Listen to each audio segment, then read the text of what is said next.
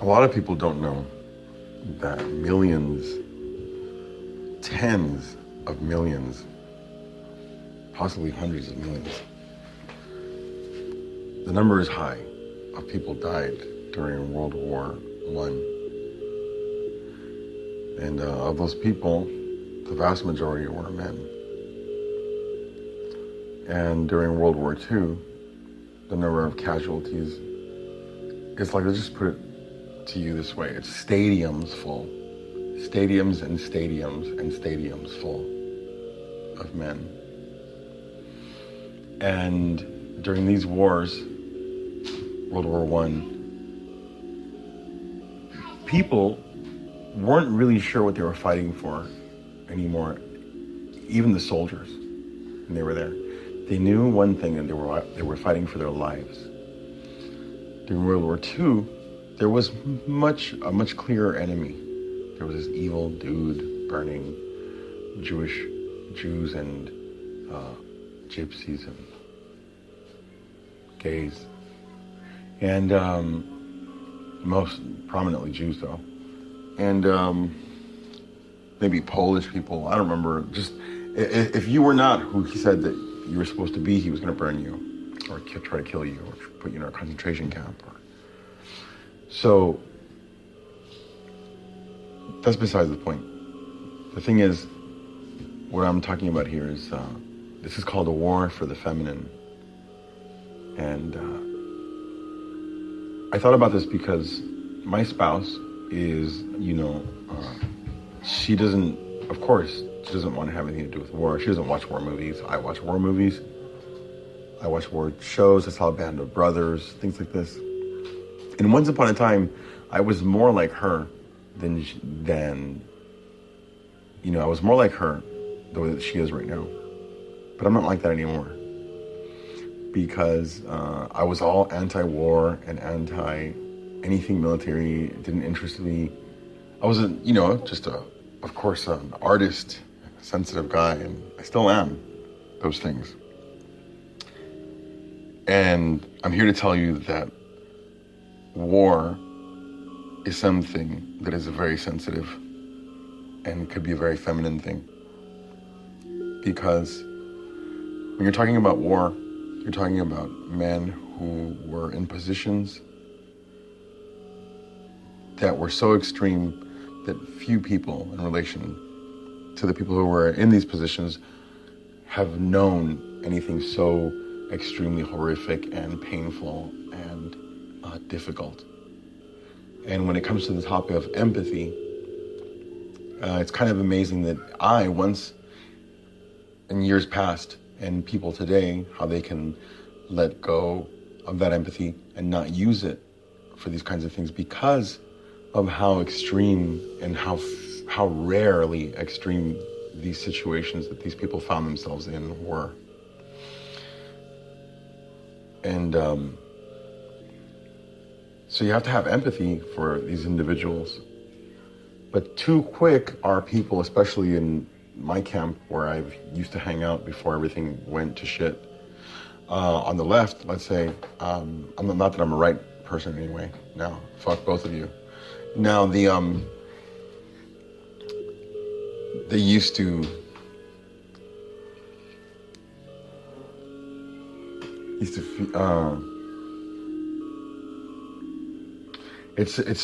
it's amazing how easy it is to dismiss these people and just judge them, like to think that, oh, these soldiers were so dumb and it's their fault for being in that position. It's kind of like victim blaming, right? They found themselves in these positions. They fell for the propaganda and they were young, very young, a lot of them. And you just want to go and be like, well, these people are so stupid and whatnot. It's too late. They're there. They have a gun in their hand. They're being shot at. Their friends are dying around them. It's a very, when you look at it like that, it's something that appeals greatly to the feminine thing, and it's like the feminine energy, quote unquote. I'm using that word energy now because it's been so tainted. But the feminine energy is there in war, in men. they care and they care and they take care of their brothers. They take care of their countrymen. They take care of the enemy, and they empathize even with the enemy in many cases, which you can read about.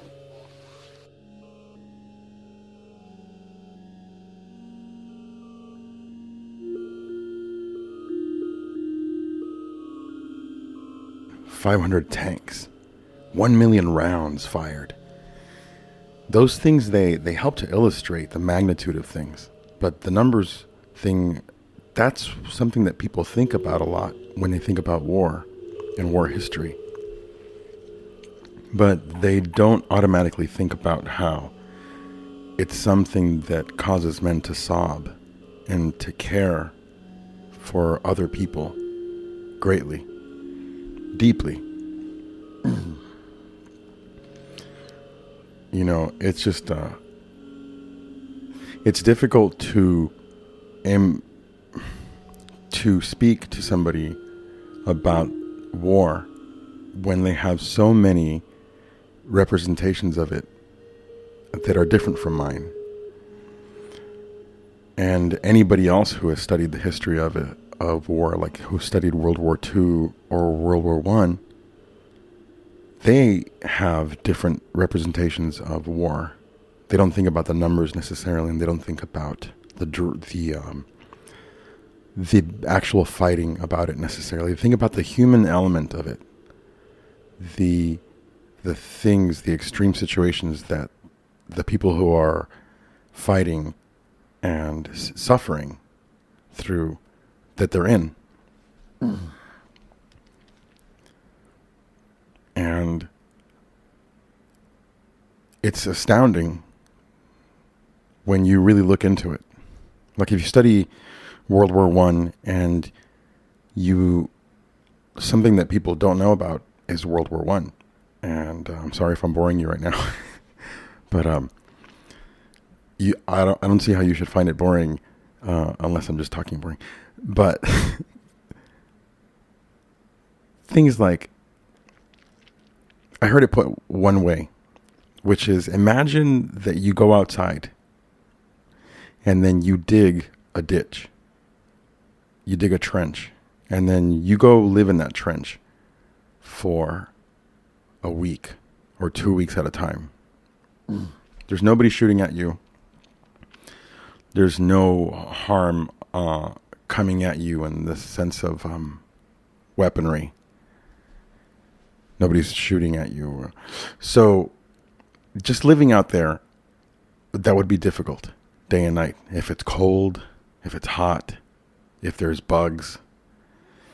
And so you add people shooting at you and people dying around you and the sounds, the massive sounds of like mortar shells and things like that going off around you. When I study war, I've done it as a sort of therapy almost at a certain point, when I got to a certain point with it, because if I feel discouraged in life, I remember the stories from actual soldiers who wrote and who talked and who have even discussed in video, older men, what they went through. And I think I face the things that I'm facing in my daily life.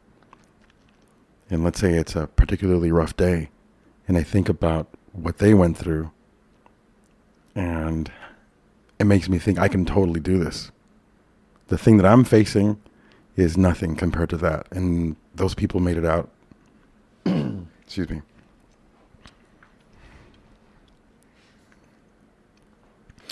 So these men that went to war in World War I, World War II, you name it, Afghanistan, Iraq, whatever. I do see a difference in modern wars, drawing a line from modern wars, drawing a line at World War II.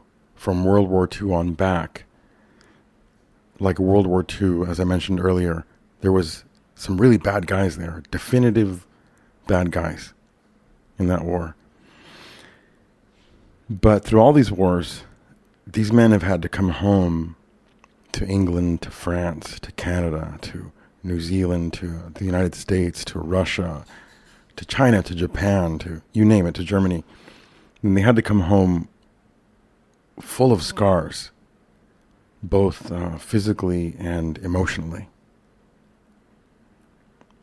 And nightmares. They have nightmares. They're haunted by these things. So maybe if you have never looked at war that way, maybe you could see it that way. And I'm not talking about looking at war like if something happened right now, but just the people who have been there and the history of it.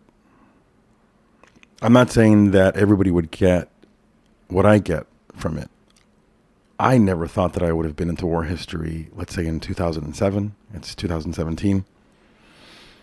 It would have been utterly boring to me. I empathize and I understand if somebody's like, yeah, I'm just not into that. I get it. You know why? Because I've been there. And it's not something that everybody has to learn about. But I'm talking to you right now and you're listening to me and this is what I want to talk about.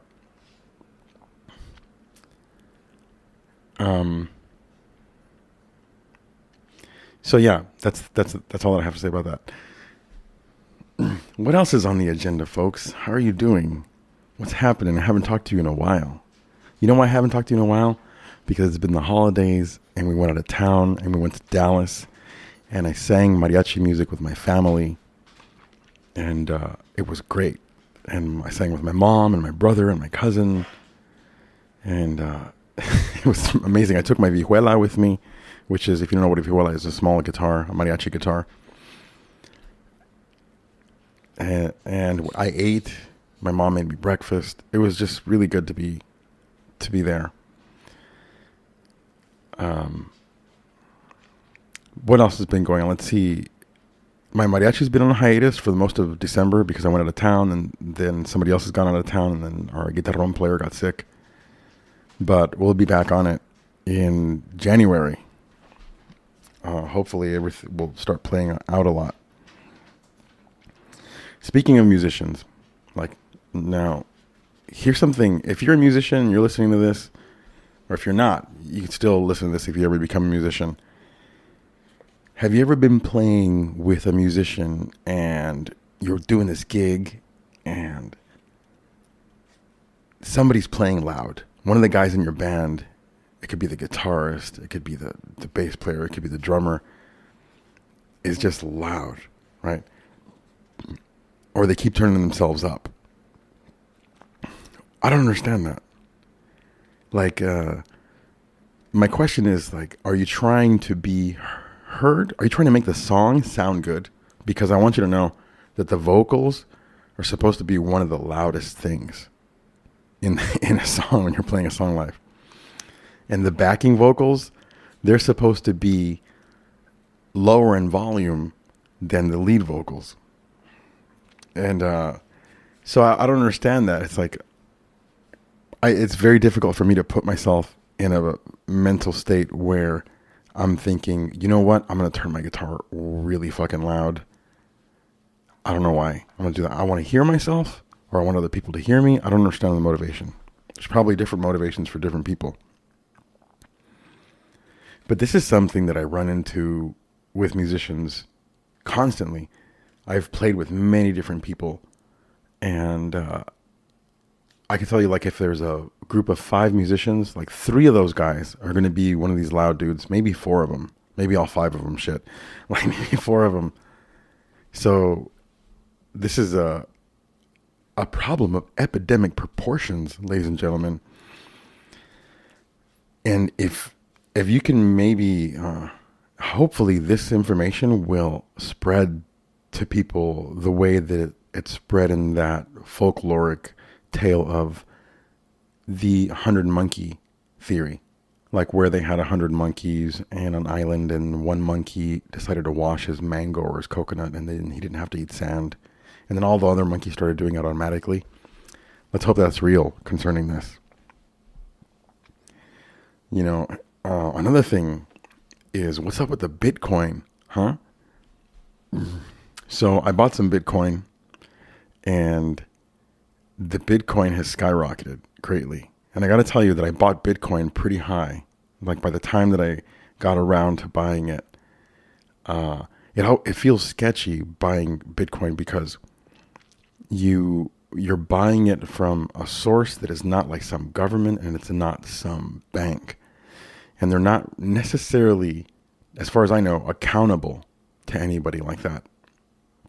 The only thing keeping them together is the fact that they have a business and they have a business model and they want it all to work out. But there was an occasion not too long ago, a few years ago, with something called Mt. Gox, and it was a place where you keep your digital currency, and they got hacked, or the guy who owns it just took off with all the money, something like that. But this is incredible, this cryptocurrency situation here. I've been trying to buy Ripple coin. There's all kinds of coins, and there are different names. If you don't understand it, I'm not here to explain it to you right now. But there's a guy, if you want to understand it fully, go and check out Joe Rogan's podcast with Andreas Antonopoulos. And this guy, Andreas Antonopoulos, is a Bitcoin guru, let's say. He's been involved with it for a long time, and you can learn a lot from that guy. You can also follow that guy on Twitter. There's a lot of information about it out there. But let me see.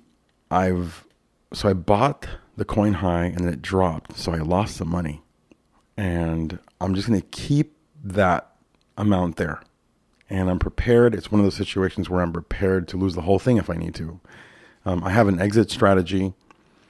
You have to have an exit strategy, which means that when it gets to a certain number, you got to pull out if you're going to pull out. Or your exit strategy could be that you're just going to lose all of it and you're going to hang on for the long term. But yeah, it's people that bought Bitcoin, let's say 7 years ago, or let's say 6 years ago even, a few months ago, they made a ton of money. Like their return, it just skyrocketed. And if they took their money out and they converted it to American dollars, they made a ton of money. If they were able to do that. There's a lot of problems with this cryptocurrency making transactions right now. The markets, not the markets, but the people who enable the transactions are flooded with requests right now, and they can't even keep up. Some people are trying to get approved for keeping their Bitcoin in a certain place, and they can't even, like they've been waiting 2 weeks and they haven't gotten approval yet. Meanwhile, the markets are fluctuating and they're either losing money or gaining money. But it's a complex thing. And so all this is happening around Christmas time. My Christmas was cool. My mother-in-law came over here.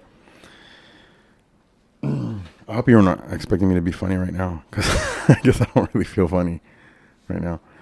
I've been very serious, man. I've been pretty serious, for me anyway. I'm probably still goofy, but for me anyway, I've been pretty serious. I've been really focused, and for a number of reasons. You know, I'm trying to make some security. I'm trying to secure some things for my family here, and I'm still working on my book. And I got stuck. This is the second time I got stuck in my book for several days on what would be a single page, a document in like your Word program, which would be like maybe 2.5 pages of an actual book.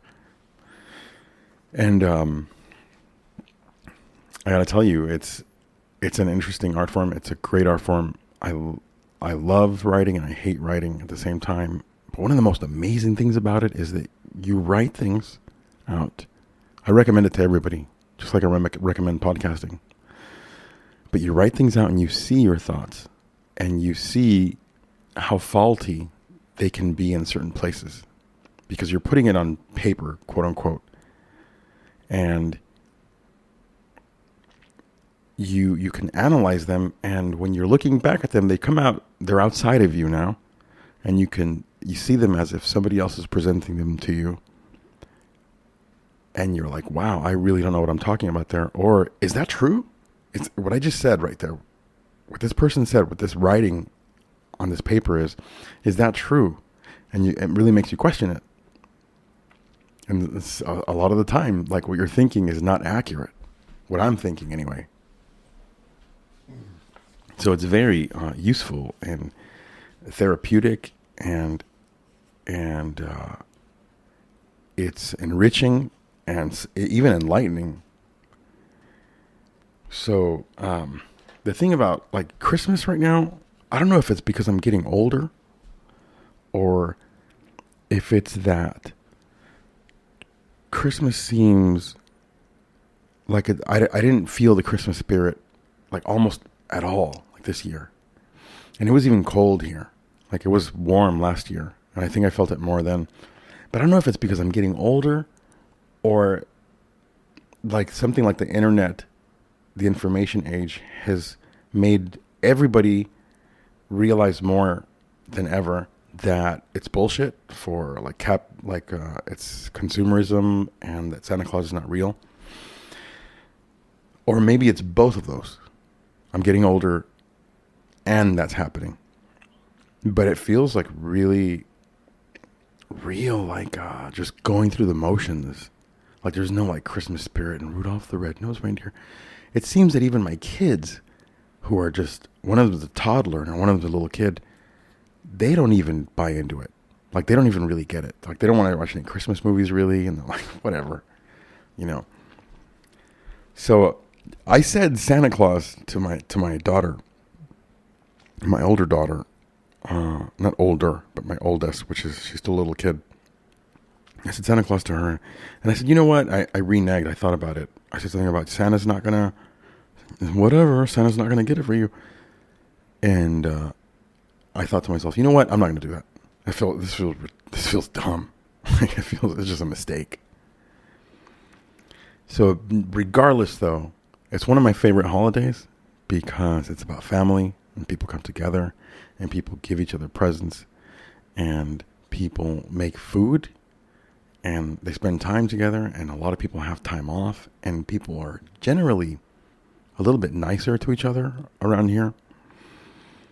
And the lights are pretty, unless they're LED lights. If you've known me for a long time, you know I don't like LED lights. They actually hurt my eyes.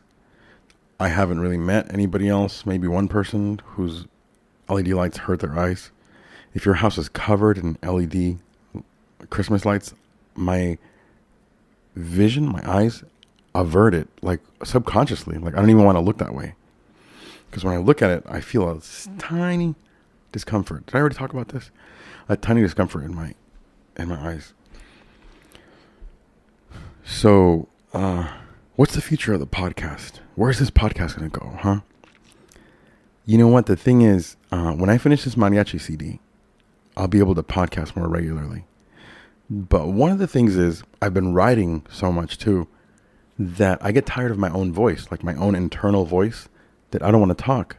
Like I don't want to hear myself talk because I'm tired of hearing myself because I'm writing, literature, and that's me. And I'm writing that, and then I'm writing music, and I'm working on music, and I'm listening to myself sing because I'm working on recordings, right? And it's just like me. And that has made it so I've been able to enjoy some television shows. And what am I watching? Like television shows that I'm watching. I got to tell you, I'm sure I've mentioned a couple of these in the past because I was watching them back then. But the ones that I remember right now is, and I recommend them, if you're my friend, you'll probably like them too. One of them is Mr. Robot, okay? That one is computers. It's like a cyber punk-ish, political, and it's a drama, okay? It's definitely not a comedy, even though there's funny moments in it, but it's mostly a drama. There's not that many funny moments in it. The plot line in that show is amazing. I gotta tell you, they've really held it together. And this actor, B.D. Wong, he plays a transgender or cross-dressing person. I don't know what the designation is, but in it, he's both a man and a woman. He whatever he feels like doing that day. And one of the interesting things about the show is like, it's like historical fiction in the sense that they mix things that are actually happening currently into the show, and it works, and it's believable. It's not distracting. Another show, this one I didn't expect to like after watching the first episode. Even though I did like the first episode, I'm just like, what the fuck? It's Taboo. And I think the title, it's BBC. I don't know how the word taboo comes across in England.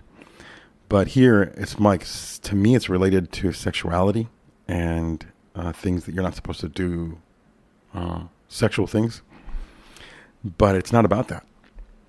There is one aspect of the story that's like that, but like 90% of the story is about like England in the, I think, early 1800s, and the East India Trading Company is alive and well. As you know, this is also historical fiction, because not that Mr. Robot is historical fiction, that's current, but this one is historical fiction because there's real elements that are historical elements in the story and Taboo, that is, that are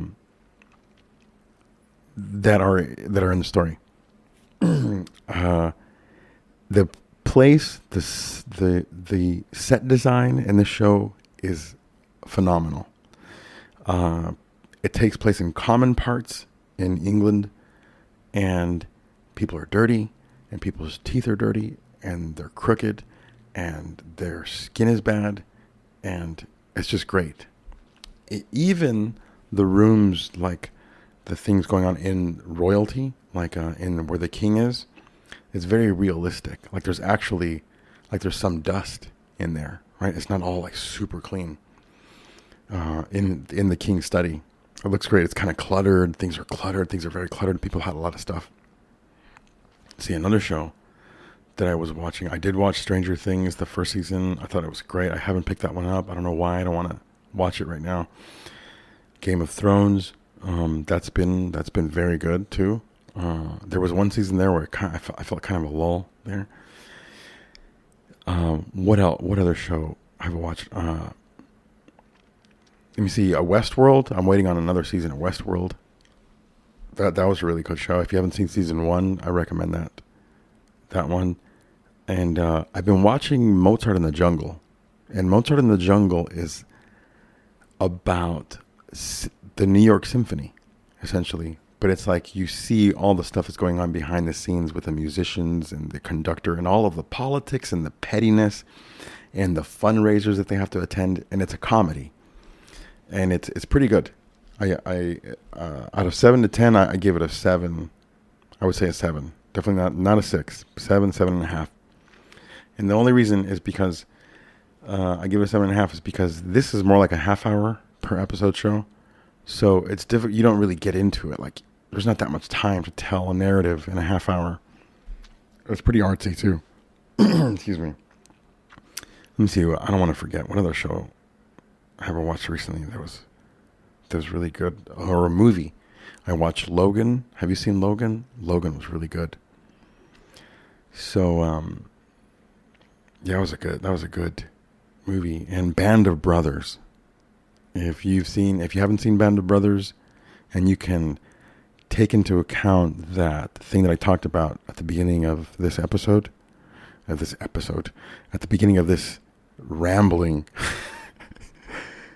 you take into account the nurturing side of men, and you can watch the show, and you could see how profoundly these people's lives were affected, and how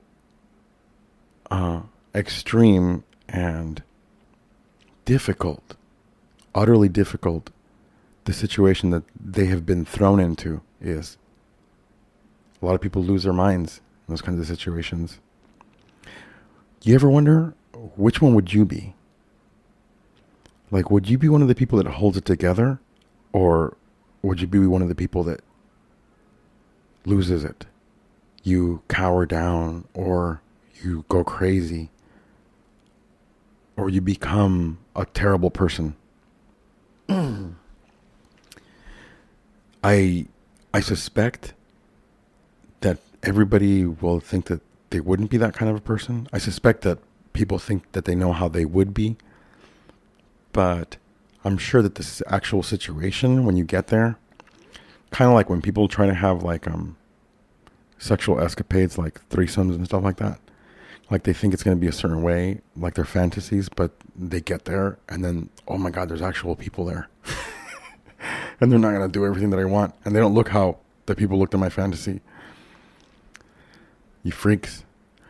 So kind of like that, when you get to the place, it's not what you thought. Is anything ever how you thought it was going to be? You got this job that you always wanted and you thought it was going to be one way. Or you always wanted to be a musician for a living. You want to do that for a living and you get there and it's not how you thought that it was. Sometimes it may be better though, right? But this is war we're talking about. It's not going to be better. But I would like for you to wonder that with me. Which kind of a person would you be? Would you come out on top? Like, would you be a hero? Would you, not a hero, would you be courageous? Would you be able to overcome your fear? Because everybody's afraid, except for a couple of crazy motherfuckers. It's something that I would actually never want to find out. Because if we find that out, that means that something is wrong to the degree that a war has started. And I'm not a very patriotic person. I don't automatically give people respect just because of a badge or... and I don't understand. I'm not in that culture. I don't know what a certain medal would mean, right? I don't plan on being of that culture anyway. But what I'm saying is that people's titles, that's not why I respect people. Or how much money they have, that's not why I respect people. I respect people because of how they treat myself and maybe more, but especially others, how I see them maneuver through the world. And may you live in peace, and may you have a different, and I hope you have a different take on war history now. And thank you for sitting through my rambling about a bunch of different stuff. So I guess I better go now because it's getting late here. I got to go to sleep. And if you would like to support the podcast, I should post my Bitcoin address at the podcast website, which is atlanticradio.blogspot.com, or Ripple address when I get a good one, a legit one, meaning when I can actually open a wallet, because I was actually able to get through and buy some, because I'm trying to give these people my money right now, and they will not take it because they cannot take it because the pipes are clogged with people trying to buy this and other things. So, sayonara, dos Fordania, hasta la próxima.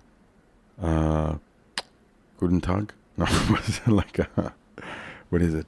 All right, ciao.